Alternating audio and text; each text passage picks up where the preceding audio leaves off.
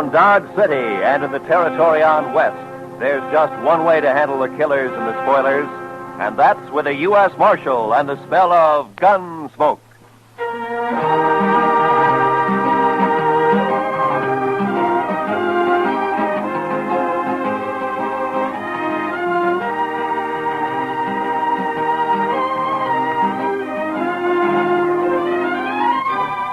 Gunsmoke, starring William Conrad. The story of the violence that moved west with young America.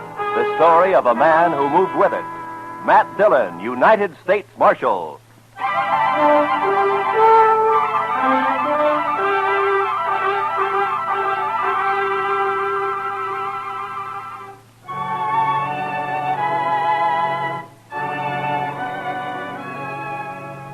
I think it was the nastiest weather I'd ever seen. It wasn't that there'd been a big storm or anything. It was just plain nasty. The sun hadn't shone for 3.5 weeks. Nothing but huge banks of black clouds that filled the sky and never moved. And when it finally broke, it was a downpour of the coldest and dreariest rain you ever saw. For 2 days, Chester and I never went out of the office. We didn't need to.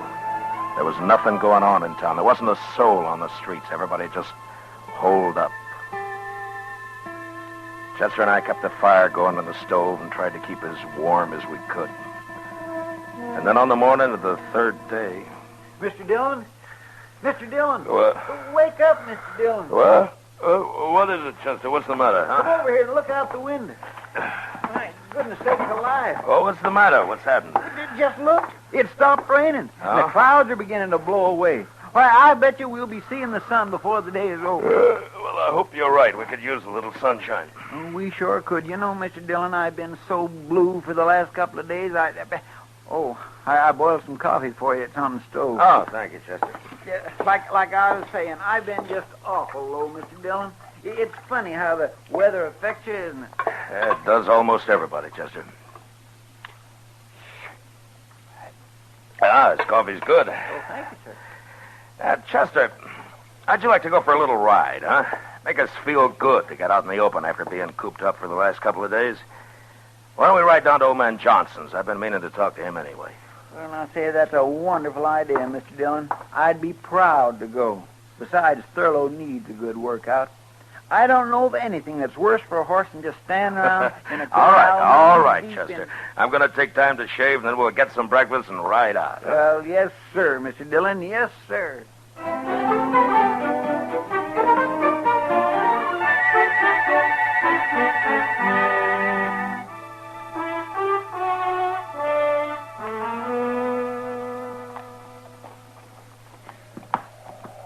You were right, Mr. Dillon. Nothing like a ride in real brisk weather to make you feel fitter than a fiddle. Well, I'd say it's a little more than brisk, Chester. It's downright cold. This wind doesn't help much. Well, we haven't got much farther to go. How far would you say we've come? Oh, about 15 miles. Well, then we should be there pretty soon. There. Look at there, Mr. Dillon. What to tell you? What? There's a patch of sunlight just come through. Over there to the right, see? My, isn't that pretty? Chester. There by that hackberry tree there in the sunlight. You see? What is that? Can you make it out? Where? Oh, yeah, I do see something, but I can't... Come on, quite... let's ride over to it, huh?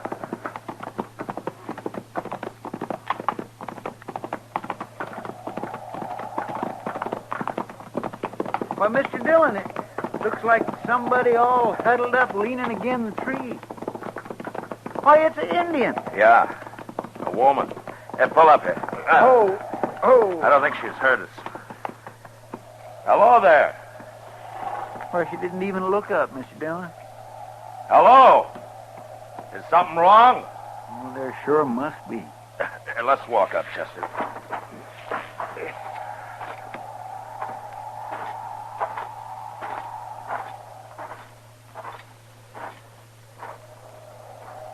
Can we help you, miss? She won't even lift her head.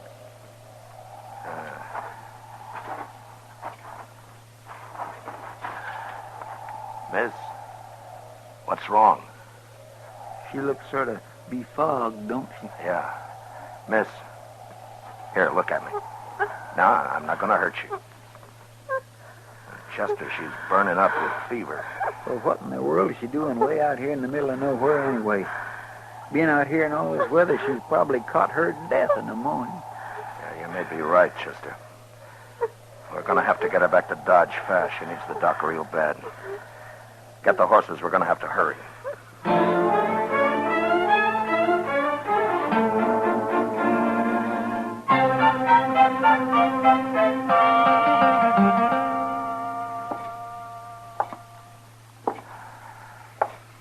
Mr. Dillon, did you notice what a pretty little girl she was? I declare I don't think I've ever seen a more beautiful woman. Yeah. And her hair. You know, I think Indian women have the prettiest hair in the whole world. Seems such a shame that such a pretty little thing should have to be all... Matt? Oh, hiya, Kitty. One of the boys at the Texas Trail told me he saw you and Chester riding up the street here to Doc's office, and that you were carrying an Indian girl in your arms. He said she looked like she was dead. What happened? Oh, we found her out in the middle of the plains. That's right, Miss Kitty. She was just sitting under a big old hackberry tree. Well, what was wrong with her? I don't know. Exposure, I guess. Doc don't think there's much chance for her, Miss Kitty. Oh, that's too bad. Matt, you better come in. Yeah. Kitty. Doc? How is she, Doc? She just regained consciousness. I'm afraid I can't see how she's still alive. Well, you think I could talk to her? Well, you can try. Certainly won't hurt anything. But I'd like to find out who she is so that I could notify her people if... Well, you better hurry. Yeah.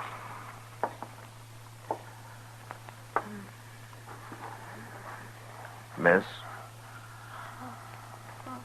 Miss, can you hear me? Miss, listen to me. Go away. Please. Tell me who you are.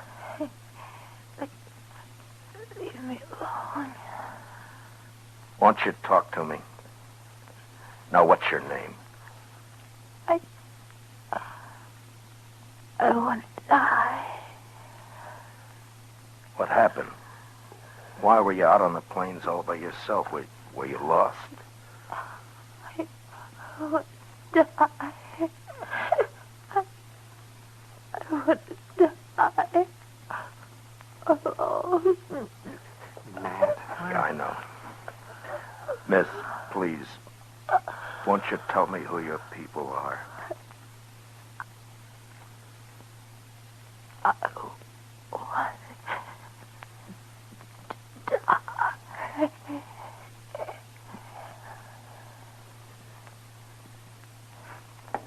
Well?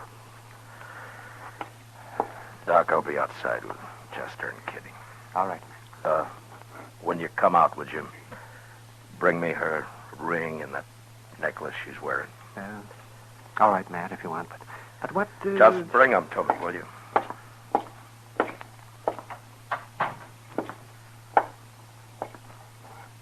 Well, Matt? Yeah.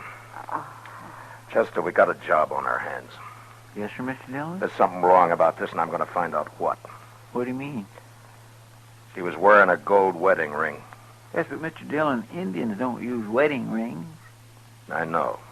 Then you mean you think she was married to a white man, Matt? Yeah. Here's a necklace, Matt. Thanks, Doc. Have any of you heard of anybody around town marrying an Indian girl in the last year or so? No, Matt. No? Well, there ain't but one squaw man in the whole town that I know of, Jack Benson. And he married his squaw some 8 or 10 years ago. Well, then we're going to have to start from the other end. We've got to identify her. We'll have to find out what tribe she's from. Well, she looks like an Arapaho, Matt, from her clothing. Well, I thought that too, Doc, but which camp? There are 3 Arapaho camps within 40 miles of here. Say, Mr. Dillon, maybe Great Eagle could help you. Yeah. He's camped down by Sandy Fork now, isn't he? He knows you. He's about the friendliest Indian around here these days. Say, Matt, don't you think this might cause trouble if you let them know that a white man is mixed up in this? What? Wouldn't it be better to just bury her.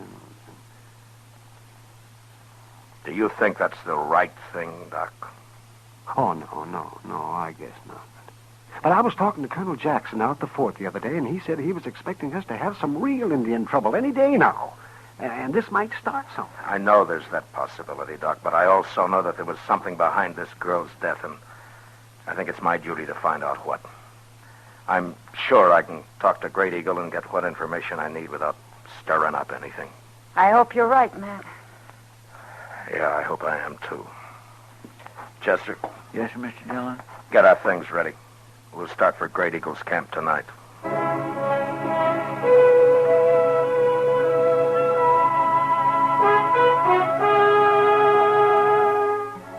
I figured it'd take us about 5 hours, and I was pretty close to right. The sun had been up maybe 30 or 40 minutes when we came to the crest of a range of hills. And there, spread out below us alongside the Sandy Fork, was Great Eagle's camp. We were spotted a good while before we got there, and when we pulled up, all the squaws had disappeared, and we were greeted by what looked like the entire male population.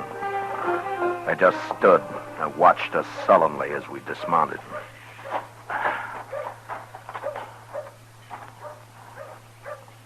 I don't think they're too happy to see us, Mr. Dillon. You may be right, Chester.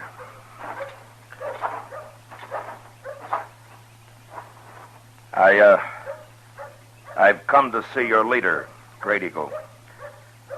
Tell him his friend Matt Dillon has ridden from Dodge City to see him. Maybe they don't understand. No, they understand, all right. Please tell Great Eagle it's of importance that I see him. You are not wanted here. Great Eagle will not see you.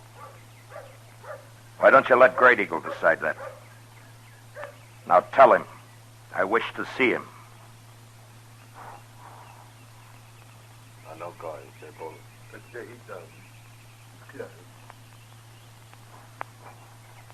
Great Eagle is ill, but I will tell him you are here.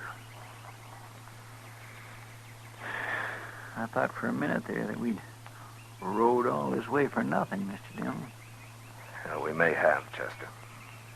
I wouldn't say these fellows is very sociable, would you? No. Doc must have been right about trouble brewing. Well, the last time we was out here, Great Eagle was real friendly. I swear I don't know what we've done to make him feel so. But... You're talking too much.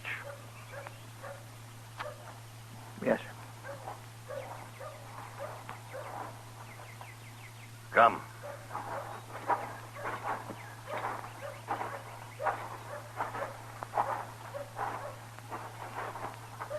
Here. Inside.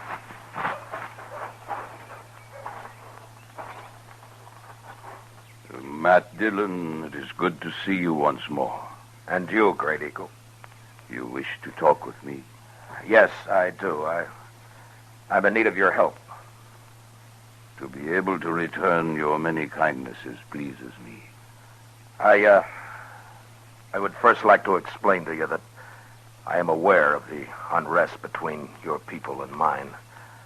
And it's my desire that what I tell you be as a confidence between friends.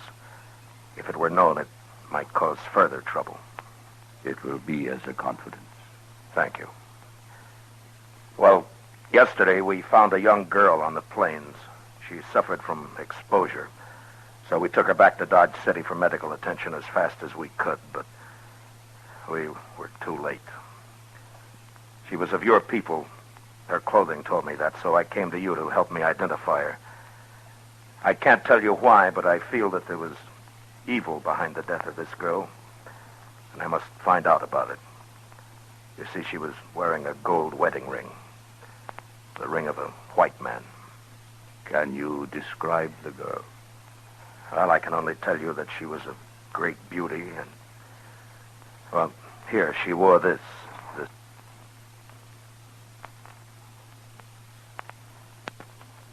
necklace. It's unusual in design. I thought it might help in identifying her. Yes, it helps. Then she was from this camp? You knew her? Yes, I knew her. She was my daughter.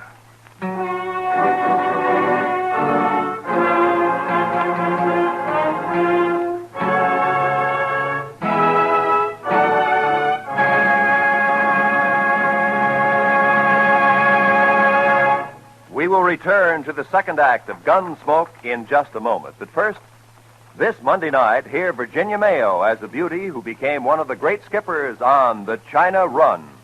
Remember, it's a full hour of dramatic adventure this Monday night on the Lux Summer Theater over most of these same CBS radio stations. Now, the second act of Gunsmoke.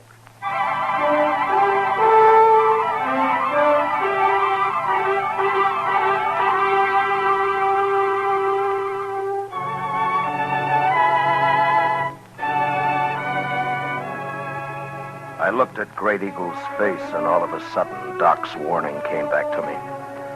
I saw Chester out of the corner of my eye.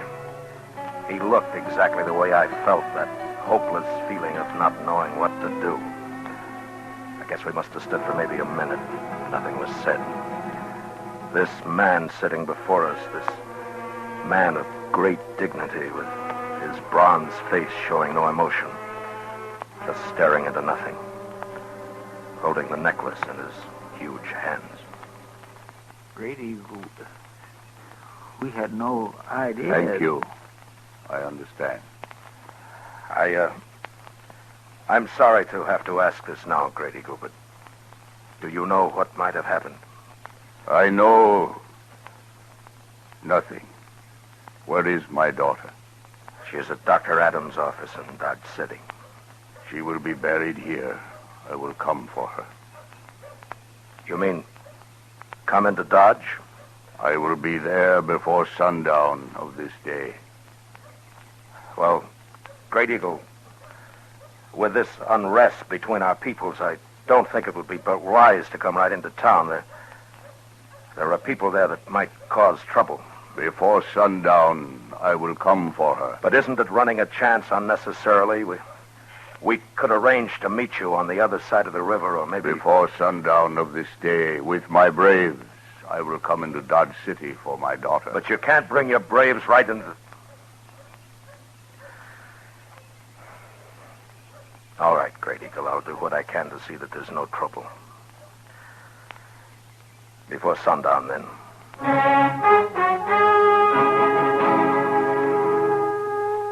We rode hard to get back to Dodge.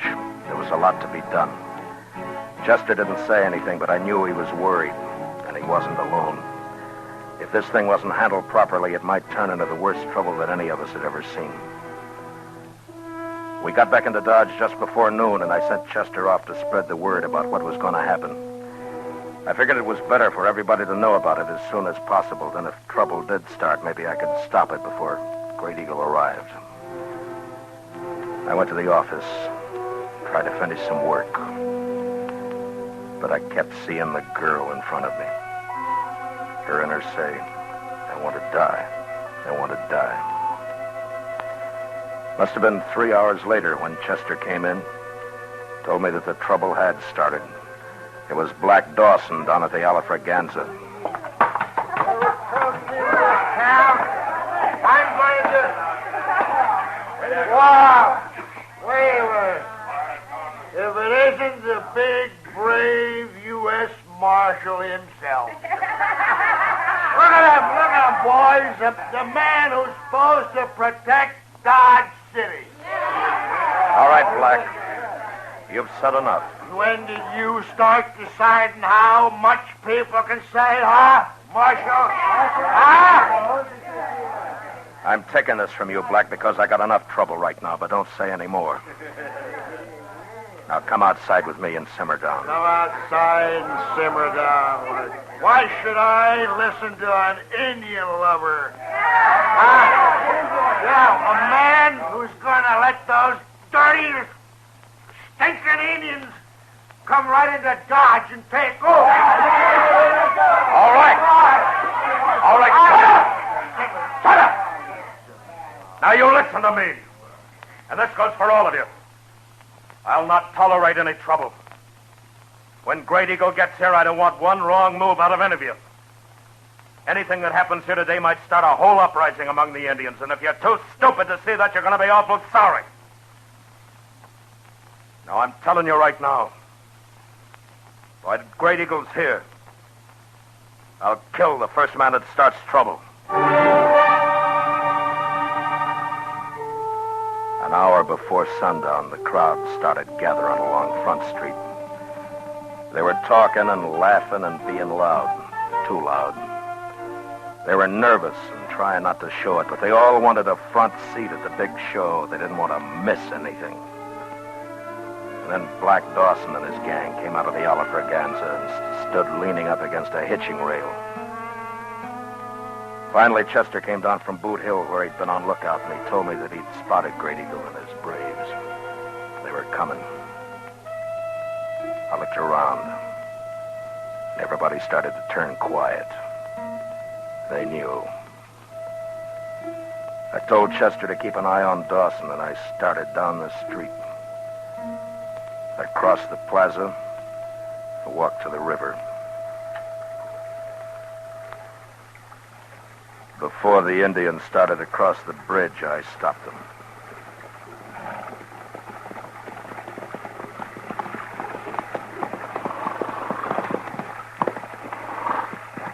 Great Eagle, I can't let you bring all your braves in.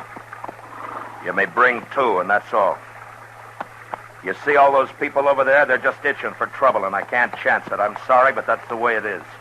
I would bring all my braves. I'm sorry, Great Eagle, but don't try it.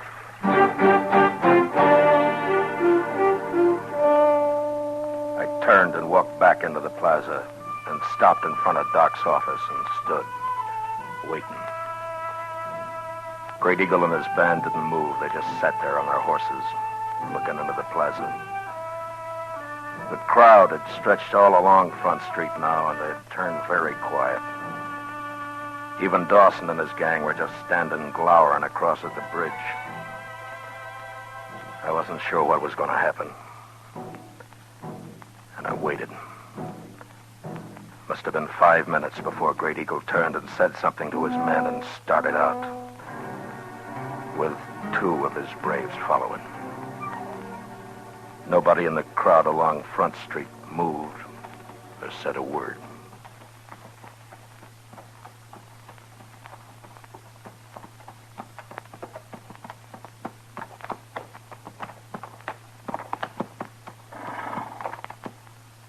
Where is she? In here.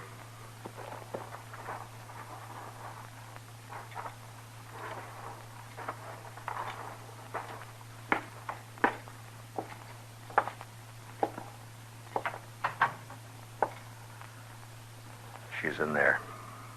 I want to talk. Come in with me. All right.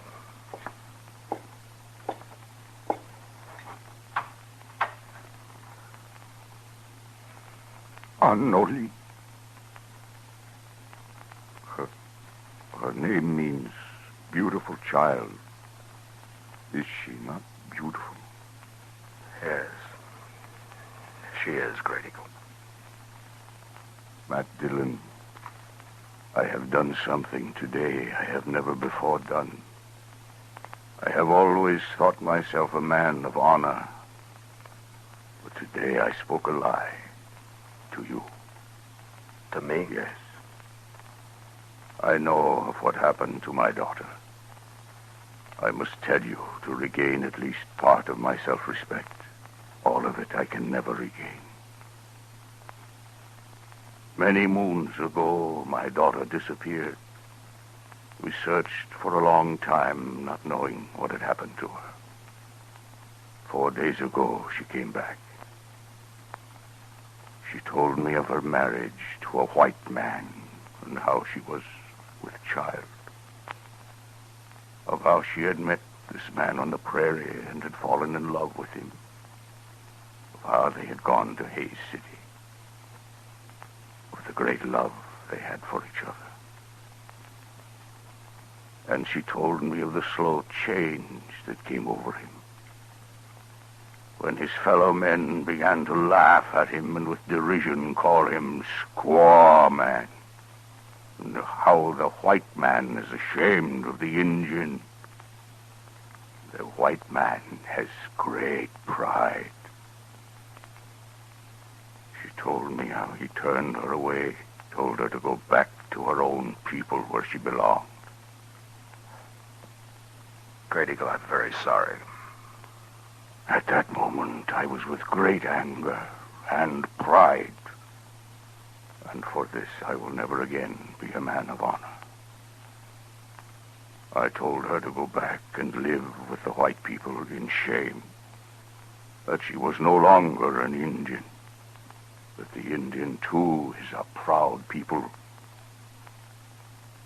I am responsible for her death. I turned away from her.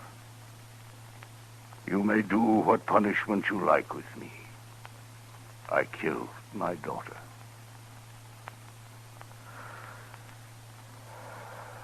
No, Great Eagle, you didn't kill your daughter. She died because of pride. Yours and the white man's. As to your punishment, I think you're getting it right now. Now take her and go.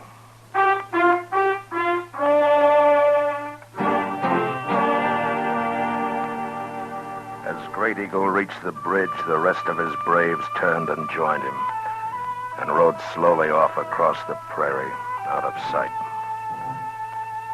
And along Front Street, the crowd started to break up and head for the bars to get drunk and laugh and brag about how brave they'd have been if anything had happened. Chester and I stood for a long time, and the streets were almost empty. It was sundown. Mr. Dillon, I'd be right proud to buy a drink. Chester, don't ever use the word proud in front of me again. Yes, sir. I'm sorry, Mr. Dillon. No, Chester, I'm sorry. Come on, I'll buy you a drink.